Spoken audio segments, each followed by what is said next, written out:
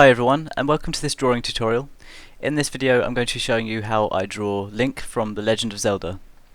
I should note that in this video I'm using a Pentel P207 0.7mm mechanical pencil with HB high polymer leads, but it doesn't matter the kind of pencil you use. Whether you're using a regular pencil or a mechanical pencil, it doesn't matter at all, as long as you're comfortable with the materials that you're using.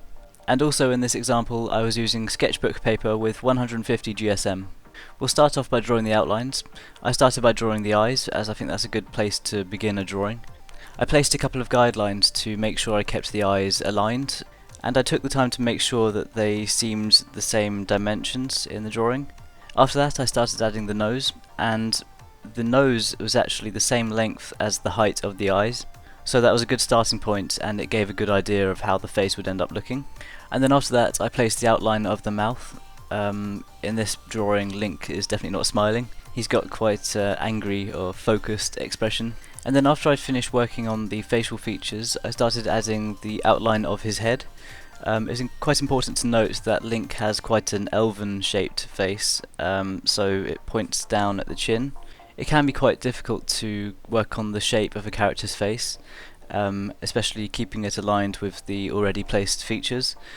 So take your time with this, and you'll be able to see it's quite easy to notice when it isn't looking right. So spend your time and you'll eventually find the right placement. After that, start adding the outlines of Link's hair and ears. It was really cool to add Link's hair because it's awesome. I just basically started adding some really basic outlines to begin with. And don't worry too much about the placement of the hair. Hair is random and it can always be different, so it's best not to spend too much time worrying about the way the hair looks, because then it can give the drawing less of a natural look, and it can make the lines look a lot more jaggedy. So don't overthink it and just have fun with the hair placement. I also added a few outlines of his clothes, and then I also made sure to add his hat. Once the outlines are completed, we can start on the shading. I started by adding some darkened shading around the left side of his face. In this drawing the light source is on the right, so all of the areas where the light won't be reaching will need some shading. So we can start off by adding the shading to the left side of the face and around the edges of the nose. I also made sure to add some shading underneath the eyebrows above the eyes. I think that always gives a really good effect and helps to make the eyes stand out. If you want to make the shading seem smoother, you can use a blending stick, or you can just blend with your finger. This can be useful when you want to give some smoother skin tones.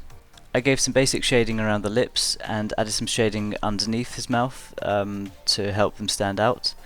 And then I made sure to add some rectangular highlights in his eyes. I think these gave a really cool effect. It gives much more of that manga anime style of drawing. And I made sure to add some really darkened shading around the top of the eye.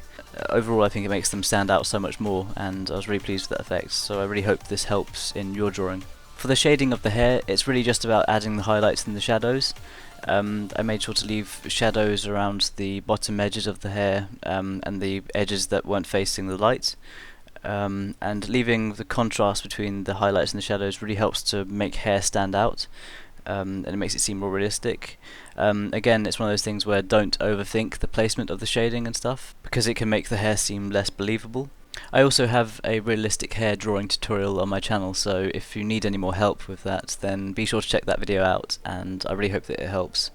Once the hair was completed, I started adding some basic shading to the clothing, just adding some wrinkles and creases and making the clothing seem much more realistic, and leaving highlights on the right side to react with the light source. And then I finished off by adding some shading to the hat.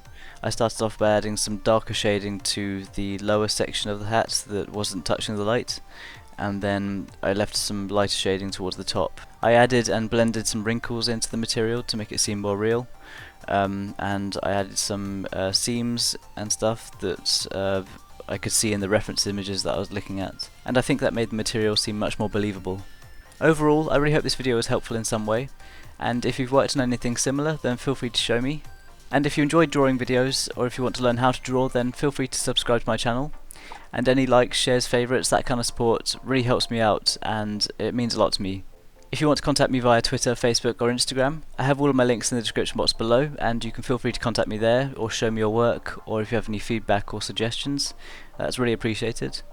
Once again, thank you so much for all the support on this channel. It really means a huge amount to me. Thanks for watching this video. I really hope it was helpful, and I'll see you all soon.